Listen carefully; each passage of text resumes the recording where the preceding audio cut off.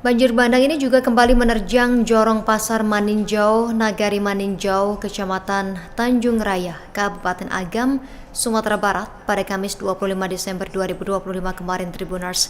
Banjir membawa material lumpur, batu hingga kayu. Kepala Pelaksana BPBD Agam, Rahmat Lasmono mengatakan warga yang awalnya sempat kembali ke rumah terpaksa mengungsi lagi. Ini lokasinya sama dengan banjir susulan saat cuaca cerah. Sudah berulang kali ini terjadi. Rahmat juga menyebutkan BPBD Agam saat ini sedang mengumpulkan informasi terkait akibat bencana susulan tersebut. Belum diketahui berapa jumlah warga yang mengungsi. Rahmat sendiri mengatakan pendataan masih dilakukan di lapangan. Pemerintah Kabupaten Agam sudah memutuskan untuk memperpanjang masa tanggap darurat selama 14 hari sejak 22 Desember kemarin.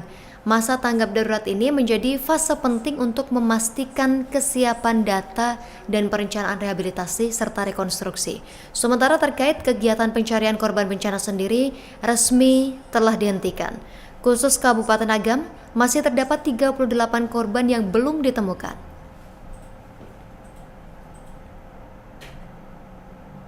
Banjir bandang kembali menerjang kawasan Tanjung Raya, Kabupaten Agam, Sumatera Barat, Kamis kemarin 25 Desember 2025 siang Tribuners. Curah hujan yang cukup ekstrim ini memicu luapan hebat Sungai Muaro Pisang hingga memaksa sejumlah prajurit TNI yang saat itu sedang bersiaga memanjat pagar dan naik ke atap rumah warga untuk menyelamatkan diri tentunya dari terjangan arus. Banjir bandang ini tepatnya melanda Jorong Pasak, Nagari Maninjau, Kecamatan Tanjung Raya, Tribuners. Material berupa lumpur, kemudian gelondongan potongan kayu, hingga batu besar hanyut terbawa arus deras hingga menutupi badan jalan raya yang menghubungkan rute strategis Bukit Tinggi menuju Maninjau menuju Lubuk Basung. Akibat material banjir yang menutup total jalan akses ini, di mana akses transportasi mereka juga terpaksa dihentikan sepenuhnya. Kondisi di lapangan ini dilaporkan sangat membahayakan bagi pengguna kendaraan karena arus air yang melintasi jalan raya ini masih sangat kuat.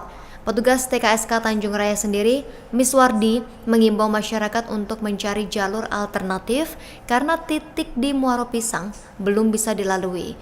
Banjir bandang ini diduga kuat dipicu oleh longsor yang terjadi di kawasan Kelok 28 dan material longsor dari hulu terbawa aliran air sungai sehingga volume air Sungai Muaro Pisang meningkat drastis secara tiba-tiba.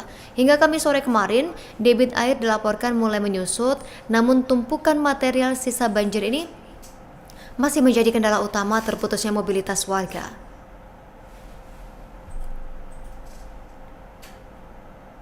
Sementara itu, warga Lapau Munggu Padang meminta bantuan terkait penanganan sungai yang dikirim lagi Tribuners, di mana aki alat berat ini dilaporkan hilang di kawasan Lapau Munggu, Kelurahan Kuranji, Kecamatan Kuranji, Padang, Sumatera Barat. Peristiwa hilangnya aki alat berat ini membuat pekerjaan penanganan sungai Guo terhenti dan warga meminta bantuan alat berat untuk dikirim kembali. Warga Lapau Munggu Padang menyampaikan permintaan tersebut setelah alat berat yang sempat bekerja di lokasi tidak lagi beroperasi akibat aki alat berat dilaporkan hilang. Kondisi ini tentu saja memaksa warga untuk melakukan penataan aliran sungai secara manual. Di tengah ancaman cuaca ekstrim, warga setempat ini terpaksa berjibaku melawan alam dengan peralatan seadanya setelah bantuan alat berat terhenti akibat ulah oknum tidak bertanggung jawab. Aksi gotong royong ini dilakukan oleh warga pada Rabu lalu 24 Desember 2025 tanpa bantuan mesin. Puluhan warga turun ke sungai untuk memindahkan bongkahan batu dan kayu besar hanya dengan mengandalkan kekuatan tangan, dan upaya nekat ini dilakukan demi membuat tanggul darurat karena aliran sungai Guo ini kini sudah terpecah akibat terjangan banjir bandang beberapa waktu lalu dan mengancam pemukiman warga. Kondisi sungai yang tidak beraturan ini membuat warga tidak punya pilihan lain Tribuners. Jika aliran air tidak segera dikembalikan ke jalur utama, rumah-rumah warga di sekitar lokasi dipastikan akan hancur menghantam arus jika hujan lebat ini kembali turun. Ketua RT 2 RW 6 Adenan Syahputra juga menceritakan kisah pilu dibalik tidak beroperasinya alat berat di lokasi tersebut yang ternyata sebuah peristiwa kriminal menjadi penyebab utama penderitaan warga saat ini. Dia menjelaskan bahwa sebenarnya alat berat ini sudah masuk dan bekerja selama 3 hari di lokasi sejak 5 Desember 2025 lalu. Namun bantuan ini terhenti secara tragis pada 9 Desember subuh hari. Dikatakannya pada 9 Desember subuh itu pihaknya mendapati aki alat berat sudah hilang diambil oleh orang. Padahal baru 3 hari membantu pihaknya di lokasi tersebut. Dan aksi pencurian ini terbilang sangat rapi dan dilakukan yang disebut dan diduga oleh orang yang profesional. Menurut pengamatan warga dari jejak yang ditinggalkan, pelaku ini diduga berjumlah lebih dari 3 orang. Warga sebenarnya berencana melaporkan kejadian ini secara resmi kepada pihak kepolisian. Namun niat tersebut ditahan oleh pemilik alat berat dengan pertimbangan takutnya merusak nama daerah Lapamunggo.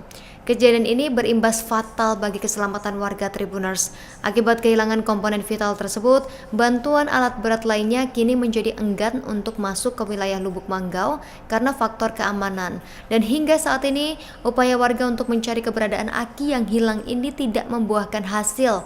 Sementara itu, usulan bantuan alat berat yang baru dari pemerintah daerah pun belum kunjung terrealisasi. Pihaknya sudah gotong royong 2 kali pakai tangan dan sangat memohon bantuan pemerintah, khususnya Kota Padang, untuk mengirimkan kembali alat berat. Kecemasan serupa diungkapkan oleh Baria Anita Fitri. Dia merupakan seorang warga Lapamunggo yang ikut turun langsung dalam aksi gotong royong manual tersebut. Dia membenarkan bahwa warga harus mengangkat material berat secara manual. Rasa takut selalu menghantui Baria dan juga keluarganya setiap kali langit mulai mendung. Setiap hari hujan yang hendak turun atau mengancam warga ini membuatnya cemas karena anaknya ketika malam selalu melihat air. Jika mulai besar dia langsung memberitahu oleh orang tuanya dan juga keluarganya untuk tetap bisa waspada.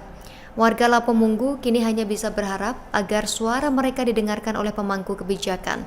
Mereka sangat membutuhkan bantuan alat berat untuk memperbaiki tanggul Sungai Guo secara permanen sebelum bencana yang lebih besar kembali terjadi.